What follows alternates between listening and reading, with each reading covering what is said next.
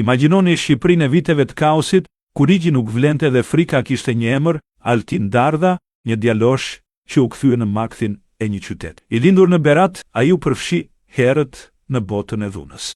Thuhet se vetëm me dorën e tij vrau mbi 60 persona, ndërsa banda e tij lidhet me mbi 300 vrasje gjatë viteve 1997, vitet kur Shqipëria u shua nga shteti dhe mbeti në duart e bandave. Në kulmin e pushtetit të tij, Dardha krijoi edhe një gjykatë private.